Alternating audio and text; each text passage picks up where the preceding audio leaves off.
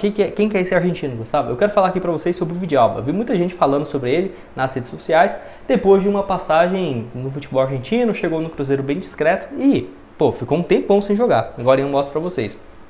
E uma boa partida contra a equipe, né, do Corinthians.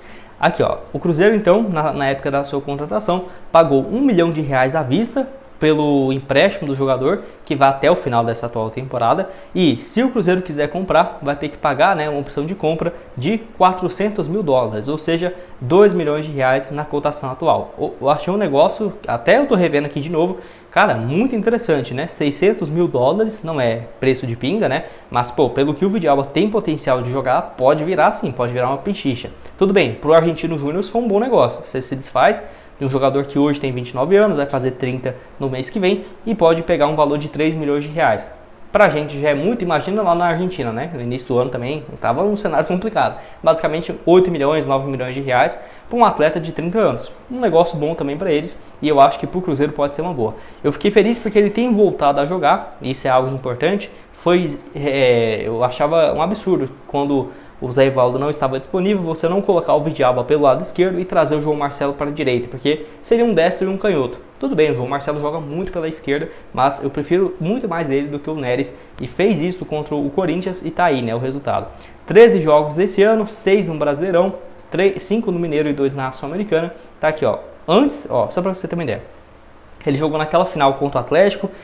No jogo da ida foi bem, não foi bem, foi substituído inclusive, e aí na volta, nossa, um desempenho bem mais ou menos naqueles jogos, e aí jogou o último contra a Universidade Católica e Aliança. Ele ficou um tempão fora, ele só entrou contra o Cuiabá em 69 minutos, e aí depois contra o Fluminense, Bahia, Flamengo, Atlético e agora contra o Corinthians sendo titular depois de mais de 4 meses, né? Então vai fazer 4 meses que ele não jogava como titular e aos poucos está tendo uma sequência maior. Acho que ele tem muito potencial, é canhoto, joga ali pelo lado esquerdo, pode ser uma linha de 3 defensores muito interessante. A questão do Villalba é que ele é baixo, né? Ele tem 1,77. Se eu tivesse 1,77 tava bom, porque eu sou bem baixinho, tá? Mas para jogador de futebol é baixo, né? Querendo ou não. E aí eu entendo, você tem uma zaga com o Zé Ivaldo e o Neres, é uma zaga que se você coloca o Neres, ele tem 1,92, né? Faz diferença, mas tecnicamente, cara, nossa, não sou muito fã não. Deixa eu só ver aqui a altura do Zé Ivaldo, pra não falar besteira. 1,85, né? Então uma zaga com 1,85 é uma altura boa, vai. E outro 1,77, em comparação com outros no Brasil, que é 1,93, 1,88, é mais baixo. Os laterais do Cruzeiro, o William e o Marlon, são baixos também. Então, eu acho que isso acaba prejudicando um pouco, né, o Villalba, porque a equipe do Cruzeiro não é tão alta. O Anderson não é um gigante no gol. O William acho que tem 1,74. O Marlon também não é muito diferente disso. Aí o Zé Ivaldo, ok, 1,85. A dupla de volante, o Lucas Romero e o Lucas Silva são baixos. Não são, um cara que vai tirar a bola aérea. Não é. O Matheus Pereira não é. O Verón não é. Por isso que eu fico interessado para ver quando a volta do Dineno, porque é uma coisa que às vezes nós não percebem, né? Mas e quando tem um escanteio? Imagina o frio na barriga que não dá. É igual aquele gol do Flamengo, né? O Davi Luiz foi, né? Cabeceando livre dentro da área, o Fabrício Bruno. Cara, cabeceando livre dentro da área, como se não tivesse ninguém. Por quê? O time do Cruzeiro é baixo. E acho que isso acaba prejudicando também um pouco o Villalba. Eu quero que você deixe aqui embaixo também nos comentários.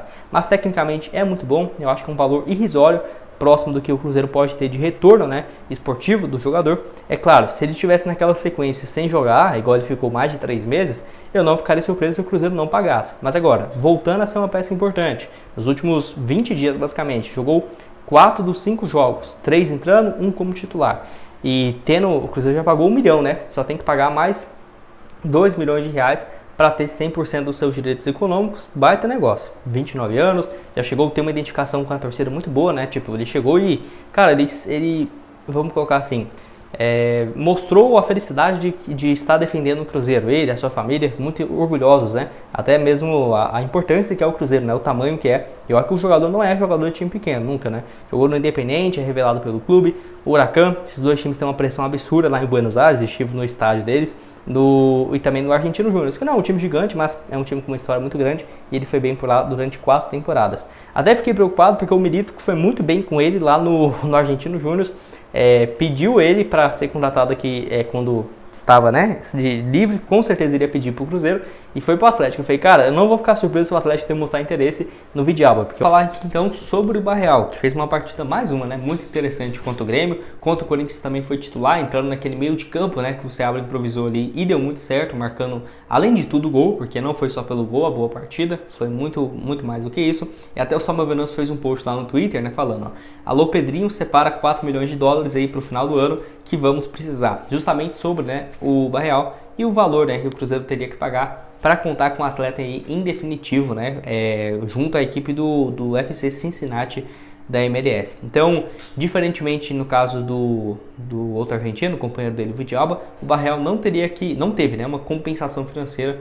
por esse empréstimo. Pelo menos pelo que eu vi aqui, não teve. Só essa questão, né, daqui para o final do ano está emprestado, mas se o Cruzeiro quiser comprá-lo, vai ter que pagar esses 20 milhões de reais. 19 partidas no ano, 1 gol marcado e 3 assistências, tem crescido muito de produção, estou bem curioso para ver como que vai ser a adaptação dele também com a chegada de novos reforços, assim como eu disse, né, no caso do Vidalba, não tem como falar, o Cruzeiro vai comprar então em definitivo o Barreal. Pode ser que mude muita coisa, tá, gente, daqui para o final da temporada, tanto para esses jogadores não serem mais titulares ou realmente eles viraram uma peça fundamental e virar um preço de graça, né? Igual o Matheus Pereira e o João Marcelo. Você olha e fala, putz, 20 milhões no Barreal, o cara tá voando, né? E aí você compra ali de olhos fechados. Então vamos esperar, mas eu diria que ele continuando com esse futebol e o Cruzeiro tendo hoje uma boa condição financeira, é bem provável, bem plausível que você vai imaginar essa compra em definitiva do Barreal. E igual eu falei, pode ser que nas próximas semanas isso já ocorra, né? Em setembro, em outubro, até por conta para não ter risco nenhum do Cruzeiro acabar perdendo esse negócio. Vale lembrar que ele tem 23 anos de idade, canhoto, pode jogar de ponta direita ou ponta esquerda, ou esse meia, né, que cai pelas beiradas, que fez um papel muito bom no jogo contra o Corinthians, e na MLS ele sempre vinha tendo também uns números parecidos, né, jogando aí 46 jogos no ano passado, 8 gols e 12 assistências, temporada anterior também, 2022, mais 8 gols e 5 passes, tá aqui inclusive o mapa de movimentação pelo Cruzeiro, sempre pelo lado esquerdo, e ele é super versátil, além dele fazer essa função numa linha de 3, no meio de campo, caindo pelo lado esquerdo, ele pode jogar de ponta de origem, que é a função dele, ou de lateral esquerdo também numa linha ofensiva, pode ser, você coloca ali um trio, né, João Marcelo, Zé Ivaldo e Vidalba, você pode colocar ali nas alas o William e o Barreal. Ele joga tranquilamente nesse setor e eu gosto muito, acho que é um atleta muito versátil, 20 milhões de reais. Eu tenho certeza que daqui para o final do ano vai estar até desvalorizado, porque vai ser um valor muito baixo, né? Você vai falar, meu Deus, só 20 milhões no Barreal, vale muito. E 23 anos, né? Pode ser que seja até uma peça de revenda para um médio e longo prazo. Você concorda comigo? Discorda? O que você tem a dizer do Barreal? Com a chegada dos reforços, como que você escalaria esse time do Cruzeiro? Até porque os pontas cresceram bastante de produção, viu? O Barreal, que pode jogar de ponta, né? Vamos considerar. O Arthur Gomes, o Gabriel Veron também, nos últimos 6 jogos com 3 gols. E aí, como que vai fazer? Com a chegada, por exemplo, do Lautaro Dias, com o Caio Jorge, você colocaria quem aí nessa função centralizada? O Dineno também voltando nesse mês de julho na descrição. Bom, quero falar aqui também sobre o John. Vocês lembram dessa especulação envolvendo o meio-campista do Palmeiras? Enfim, ele tem 21 anos de idade, jogador então que pertence ao clube paulista. E só para você ter uma ideia, até o Abel Ferreira tratava ele quando surgiu no Palmeiras como uma das grandes promessas para esse setor do futebol brasileiro. Só para você ter uma noção, ele começa lá em 2021, quando estreia no profissional, mas não teve muito espaço na equipe de cima. Uma partida em 2021, uma também em 2022, 31 jogos no ano passado e mais 12 nessa atual temporada. É um jogador que seria um meia ofensivo, ele jogaria mais como um atleta de criação, vamos colocar assim, um meia de criação / ponta esquerda. Pode fazer um papel também como uma linha de 3, um jogador mais centralizado, pode ser também. E até quando teve a especulação envolvendo o John, falava assim um valor de 20 milhões de reais, que foi próximo do que o Cruzeiro pagou pelo Peralta, né? Vai ser um valor ali de 15 milhões, se eu não estiver enganado agora. Então, o Cruzeiro buscava assim um jogador nessa função, teve essa procura por parte do jogador e na época falava, né, que além do Cruzeiro, o Red Bull Bragantino era um dos outros interessados e o Bragantino, né, foram eles que compraram então o John, 4 milhões de dólares, equivalente ali a quase 22 milhões de reais para comprar os direitos econômicos do jogador. Acho um bom atleta, mas se você for analisar, acho o Peralta também uma boa. Talvez o John agregaria em outro setor que seria mais ofensivo, né? Porque se você joga, por exemplo, com vamos colocar Lucas Romero, o Wallace e Matheus Henrique, Na minha opinião, o Matheus Henrique poderia jogar mais avançado, mas se você coloca em comparação com o Peralta, o John poderia ser uma alternativa para entrar no lugar do Matheus Pereira nesse setor de meia, quando ele estivesse cansado ou quando estivesse suspenso. O Peralta, por outro lado, ou o Matheus Henrique, não poderia assumir esse mesmo papel com tanta ofensividade criativa, né? Então tem aí as suas características, acho uma boa opção qualquer um dos dois. Acho que o John também tem um potencial muito interessante e que não foi muito aproveitado no Palmeiras, foi mais um alvo do Cruzeiro que não teve esse avanço. Lembrando que além do Peralta, outro volante que voltou, né, a ser procurado e especulado foi o Christian, do Atlético Paranaense, mas como já era de se esperar, não teve nenhum avanço. Para terminar com vocês, vamos falar sobre aquela especulação que surgiu lá no portal da Fox Sports do México, tá? Sobre o meio-campista, o Valdés, né?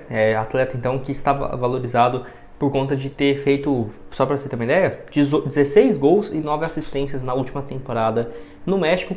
Vamos colocar assim em equivalência, é como se fosse o Arrascaeta aqui no Flamengo e um time interessado em tirá-lo de lá. Mesmo ele tendo 30 anos, o Arrascaeta tem 28, 29. Não vai esperar, né, que ele sairia por 5 milhões de euros. Então, da mesma forma, né, que teve essa especulação de que poderia ser 7 milhões de dólares, o que eu acho caro, 40 milhões de reais, quase. Eu não acho que é loucura porque o clube pedir isso porque é um principal jogador e seria difícil, né, repor esse atleta, então normal. Mas eu assustei um pouco porque um meio de criação, já tem o Matheus Pereira, seria um valor muito alto, eu investiria em uma promessa de 22, 23 anos para chegar e com o tempo assumir essa posição. E a informação que temos, que eu vou deixar aqui para vocês, lá do Samuel Venâncio, é que uma pessoa ligada ao Diego Valdés disse não reconhecer a oferta do Cruzeiro ao meio atacante do América. As partes envolvidas desmentem completamente, inclusive uma pessoa tratou nessa especulação como uma piada. E só para você ter uma ideia, surgiu, né, em vários portais lá do futebol mexicano que poderia sim ter essa proposta. Até porque eu achei estranho, porque geralmente quando surge algo assim, se você fala que é um interesse ou algo nesse sentido, faria mais sentido. Até falei isso no vídeo de ontem. O Cruzeiro tem interesse na sua contratação, mas nesse caso aqui, quando já saiu, o Cruzeiro já fez uma oferta de 7 milhões de dólares, é um valor muito alto para ninguém ficar sabendo do nada, sabe assim? 40 milhões de reais, então foi essa inclusive a sensação que eu tive e acabou sendo confirmada. Gustavo, quer dizer então que não tem mais nenhuma chance do atleta chegar no Cruzeiro? Não é bem assim, mas eu sinceramente veria com pouca possibilidade o Cruzeiro ir atrás de mais um meia de criação, ainda mais que, igual eu falei, pode colocar o Matheus Pereira de ponta direita e chegar um outro meia craque? Pode ser, mas eu acho que o Cruzeiro tem outras prioridades nesse momento, inclusive, se fosse para trazer um investimento pesado assim, um ponta direita, um reserva para lateral direita, dependendo um zagueiro também, se for um complemento, mas eu acho que o Cruzeiro já está muito próximo do time ideal, vamos colocar assim, para essa atual temporada. Se for chegar no máximo 2, 3 reforços, que seria, né, o mais ideal. Enfim, pode deixar sua opinião aqui embaixo nos comentários. Como que você vê, né? Se é uma boa opção, se não é, você acha que vai ter contratações para o restante dessa temporada? Eu acho que ainda vai ter pelo menos uma, tá? Nesse mês de julho. Não acho que vai ser mais grandiosa, um jogador absurdo, não. Acho que o Cruzeiro já encerrou esse papo. Qualquer novidade eu trago aqui para vocês no canal. Bom, esse foi o vídeo, espero que tenham gostado. Outras sugestões de conteúdos estão aparecendo aqui na tela final para vocês, que eu trouxe recentemente atualizações e o link da esportiva para você começar a postar. Valeu, galera!